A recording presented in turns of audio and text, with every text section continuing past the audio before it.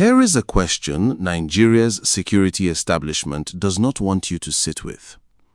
How do you tell the difference between a vigilante and a bandit in a country where the police are waving both of them through?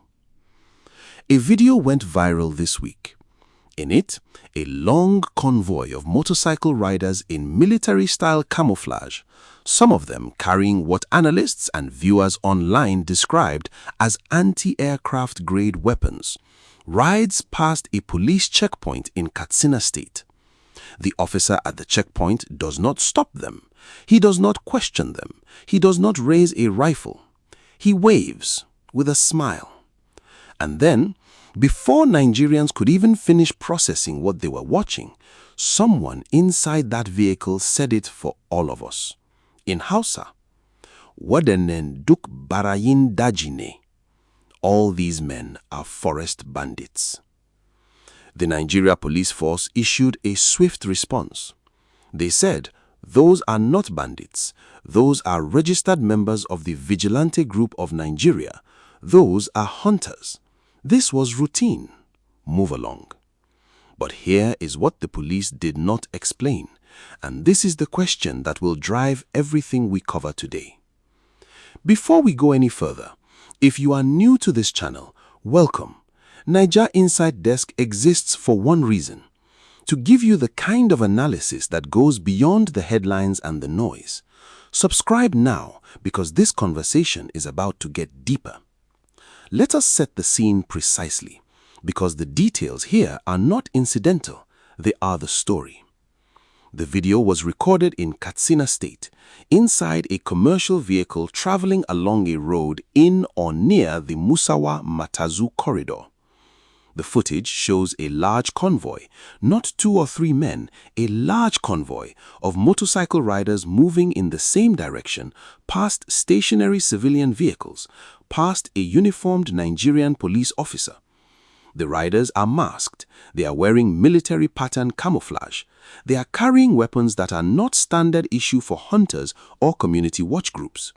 And public observers, including a former member of the House of Representatives who challenged the police force directly on this issue, pointed to the presence of weapons commonly described as anti-aircraft and anti-tank caliber arms among the convoy. The police officer at the checkpoint does not intercept them. He does not appear alarmed. He waves. He lets them pass. And then, before Nigerians could even finish processing what they were watching, someone inside that vehicle said it for all of us: Barayin Dajine. The Hausa term in common use across the Northwest for the armed criminal groups the government refers to as bandits. Another passenger cautioned them against saying so out loud. That moment of fear caught on audio is perhaps the most revealing frame in the entire video. Now, here is the critical timing context. This video emerged against the backdrop that the Nigeria Police Force's statement carefully omitted. Musawa and Matazu local government areas in Katsina State are not quiet backwaters. They are currently active theaters of operation. On June 14, 2026, just days before this video went viral, the Nigerian Army launched Operation Clean Sweep 3, a deliberate offensive targeting bandit enclaves in Matazu and surrounding communities. That operation was launched in direct response to a national tragedy, the death of retired Major General Rabe Abubakar, a former Director of Defense Information, who was abducted alongside his wife on May 30, 2026, while traveling the Marabar-Musawa-Kafin Soli Road. He died in captivity on June 13th. His family disputed the official cause of death. His wife survived with gunshot wounds. So the timeline is this: a retired general is kidnapped and dies in bandit captivity on the exact road corridor featured in this video. The army launches a major offensive in the same area, and days later, a convoy of heavily armed masked men in camouflage rides freely past a police checkpoint in the same zone, and the police call it routine. We will return to what routine actually means in Katsina and who benefits from that definition. Hold that question. Let us examine what the Nigeria Police Force actually said and what it did not. The Force Public Relations Officer, CSP Anieti Okon Edem Iniedu, issued a statement on June 24, 2026 via the official @PoliceNG handle. The statement described the narrative accompanying the viral video as false, malicious, and intended to mislead the public. It identified the men in the video as duly recognized members of the Vigilante Group of Nigeria and registered hunters supporting security operations in Musawa and Matazu LGAs. It said the encounter captured in the video was a routine interaction as the volunteers proceeded to a designated operational area. The force also warned that individuals who spread such false information could face legal action. Now, let us interrogate this statement institutionally. First, the Vigilante Group of Nigeria. The VGN is a legally recognized community security organization operating under the supervision of the Nigerian Police Force. Its mandate is community surveillance, intelligence gathering, and support to formal security agencies. What the VGN is not mandated to do is carry military-grade weapons. The Firearms Act of Nigeria restricts the possession of firearms by civilians. The VGN is not a paramilitary force with authority to carry anti-aircraft weapons. The police statement does not address the weaponry directly. It simply asserts that the men are recognized VGN members. Those are two separate questions, and the force only answered one. Second, the checkpoint logic. A checkpoint exists for one documented institutional purpose: to screen and control movement. If the men in this video were known, registered, and expected VGN members on a pre-cleared mission, the appropriate institutional process would have been prior coordination, not a physical checkpoint wave-through. A wave-through at a checkpoint suggests either informal recognition, which raises the question of how the officer knew these were VGN members, or it suggests the officer made a judgment call under circumstances that the public is not being told about. Third, the weapons. Critics, including commentators who engaged the force's statement directly on social media, raised a pointed question. How does a registered hunter carry weapons categorized as beyond civilian authorization? The police did not answer this. They did not explain the arming mechanism, the oversight authority, or who authorizes community security actors to carry that category of weapon. That silence is itself an institutional answer. Fourth, a dimension that adds further context. Reporting by Premium Times noted that peace agreements have, at various times, been brokered between security agencies and bandit groups in parts of Katsina State. If such arrangements are in effect in Musawa, Matazu, even informally, that would offer a different explanation for why a police officer might wave armed men through. But it's an explanation that the state is not prepared to acknowledge publicly, because acknowledging it would confirm what Nigerians have long suspected, that engagement with armed groups is ongoing and the terms of that engagement are not transparent to the public. Here is the institutional contradiction. The same state that buried a general kidnapped in this corridor and launched a military offensive in response is simultaneously telling you that armed convoys riding through the same corridor are routine and registered. Both of these things cannot be fully true at the same time without an explanation that has not yet been provided. The political dimensions of this story move in several directions at once: the Tinubu administration and the security narrative. President Tinubu has staked a visible portion of his second-year political capital on the claim that his administration is making progress on security in the Northwest. The launch of Operation Clean Sweep 3 was framed as a demonstration of that commitment, a direct response to the public outrage that followed General Rabe Abubakar's death. The viral Katsina video lands at precisely the moment when the administration's security narrative needs to hold. It cannot afford the optics of armed convoys moving through active military operation zones unimpeded, which explains why the police response was swift and definitive, and why the threat of legal action for spreading false information was included in that statement.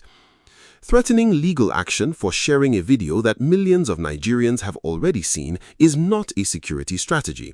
It is a credibility management strategy. And it is a strategy that tends to backfire because it shifts the conversation from "what did we see" to "why are they trying to stop us from asking?" The VGN question and state police politics. The Katsina video has arrived in the middle of a live legislative debate. Just this week, the Senate passed a state police bill that would allow state governors to appoint their own police commissioners. Proponents of that bill argue that federal policing has failed the Northwest. The viral video, regardless of who the men in it actually are, provides visceral evidence for that argument. If those men are genuine VGN members, the question becomes, why has the federal government authorized community security actors carrying military-grade weapons, and who is overseeing them? If they are not VGN members, the question becomes, why can't a federal police checkpoint officer tell the difference?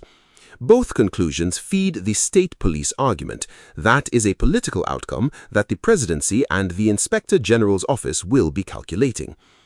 The silence from Katsina State government.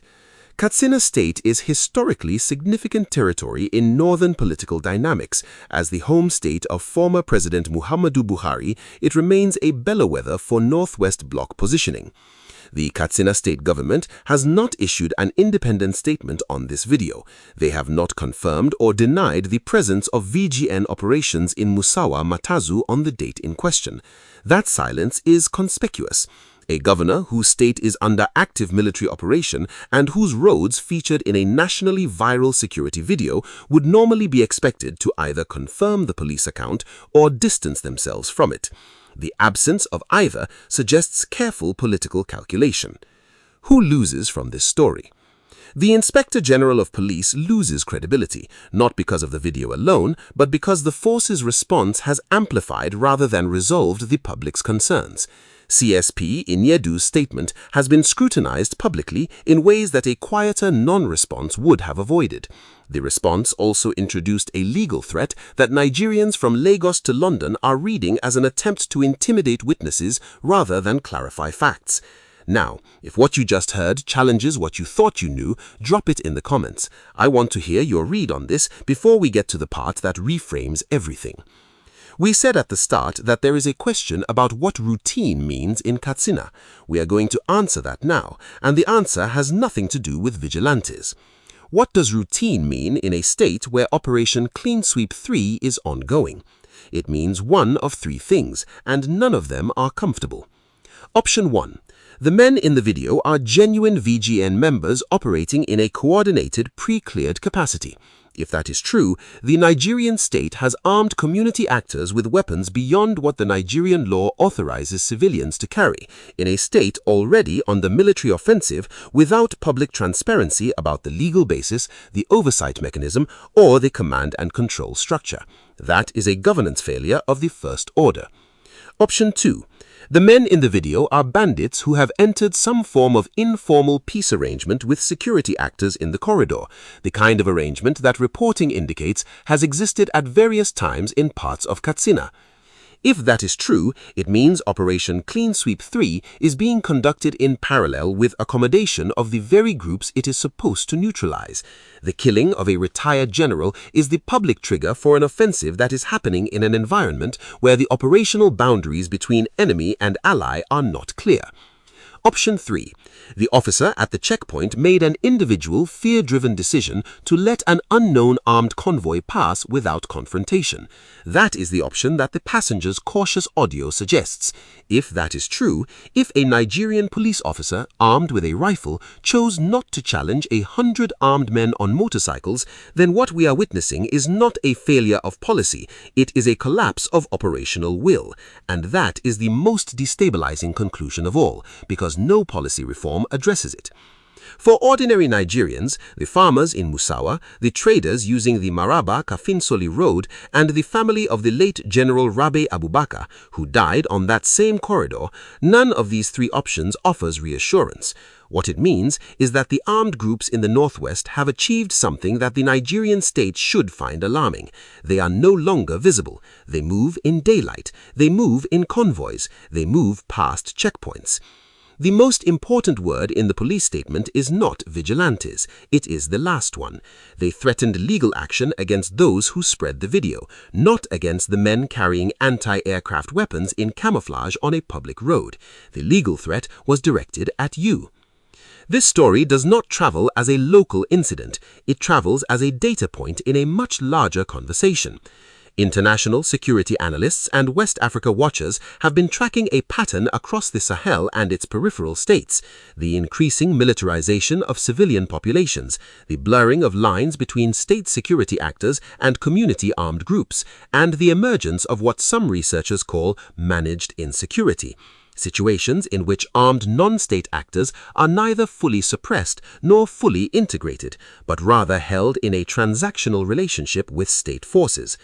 Nigeria is not the Sahel proper, but the dynamics appearing in Katsina are structurally similar to what has been documented in Mali, Burkina Faso, and Niger, where the arming of community self-defense groups created short-term security gains and long-term accountability crises. In each of those cases, the turning point came when it became impossible to distinguish the community defender from the criminal. For Nigerians diaspora in the UK, US, and Canada watching this video, the question they are asking is one they have asked before. What is the actual security guarantee that exists for Nigerians in the Northwest? General Rabe Abubakar, a man with military training, connections, and institutional knowledge, was kidnapped on a main road and died in captivity. If the security architecture could not protect him, what does it offer anyone else? For Nigeria's partners and investors, the Katsina video sits alongside a broader pattern that informs risk assessments. The passage of the state police bill this week is significant. It suggests even Nigerian legislators no longer believe the federal model is adequate. That legislative signal matters to how Nigeria is read by external observers. Let us steel man the police position before we assess it. The strongest argument in favor of the NPF's account is this: vigilante integration with security forces is not unique to Nigeria, and in high insecurity environments, civilian auxiliary forces routinely carry weapons that would be prohibited in peacetime civilian settings.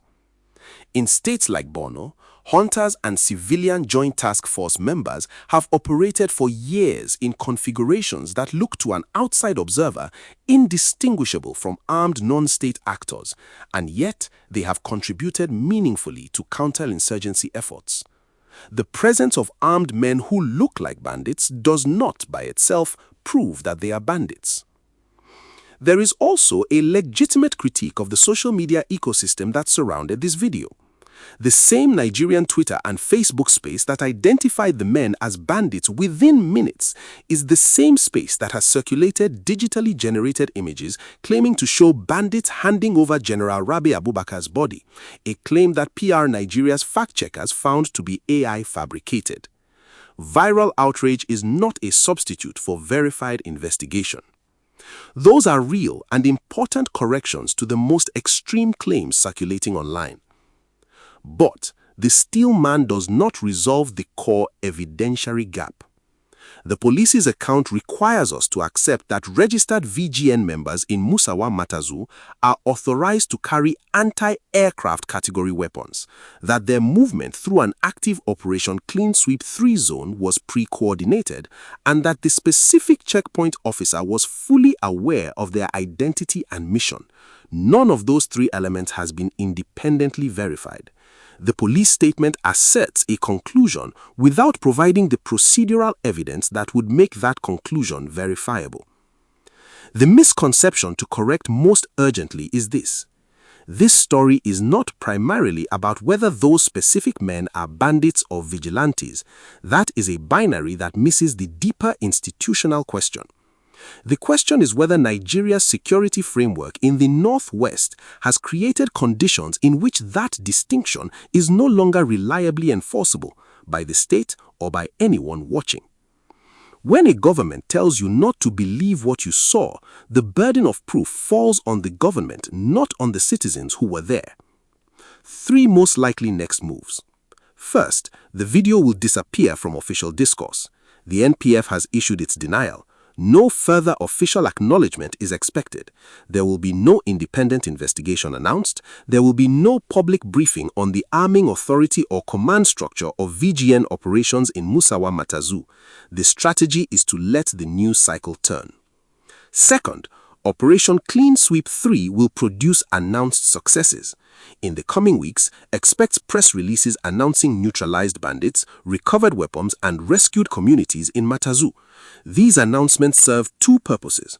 They demonstrate the offensive is active, and they make it politically difficult to continue asking whether the same corridor was recently penetrated freely. Success announcements are the state's preferred answer to accountability questions. Third, the state police debate will absorb this story. Legislators and governors who support devolved policing will reference the Katsina video, whether or not the VGN account is accurate, as evidence that the current federal model is inadequate. Watch for it to appear in Senate committee proceedings and gubernatorial press conferences in the next 30 to 60 days. Signals to watch. Does the Katsina State government issue any independent statement confirming or complicating the police account? Does the Inspector General of Police provide any procedural documentation, arming authorizations, operational orders to support the VGN claim? Does any civil society body formally request a review of weapons authorization for community security actors in the Northwest? Does the family of the late General Rabe Abubakar make any public statement about this video, given that their loved one was killed on the same road corridor? Escalation conditions. If a second video emerges from the same zone, or if an incident of violence can be traced back to the convoy in question, public pressure will exceed what a single denial can contain. The police's legal threat may then accelerate rather than suppress further footage from civilian witnesses. 12-month trajectory. Absent independent accountability, this story joins a long list of Nigerian security controversies that are documented, disputed, and absorbed without institutional consequence, which collectively erode the public's willingness to cooperate with, report to, or trust security institutions. That erosion is the slow-burning cost that does not appear in any press release. We opened with a question. How do you tell the difference between a vigilante and a bandit in a country where the police are waving both of them through? Here is what this week's evidence allows us to say. The Nigeria police force has told Nigerians that what they saw was not what they thought they saw. That is their institutional position, and it may, in some technical sense, be true. It is possible, it is legally possible, that those men hold VGN registration cards and have some documented relationship with the security apparatus in Katsina. But the deeper truth this story reveals is that the question of identity has already become secondary. What matters is that armed men in camouflage, carrying weapons that no civilian oversight body has publicly authorized for community actors, moved in broad daylight through an active military operation zone and passed without challenge. And a state that does not have full control of the security environment in a zone where it just lost a general cannot afford to spend its credibility threatening people for asking questions. The family of Major General Rabe Abubakar said his killers did not have diabetes and hypertension. The passengers in that vehicle said the convoy was Barayin dodgy. The police said both of them were wrong. In Nigeria in 2026, deciding who to believe is not an epistemological exercise, it is a survival skill. We will be watching. If this analysis gave you clarity, not agreement, clarity, share it with one person who needs to understand what is actually happening. Like, subscribe, and I will see you in the next one.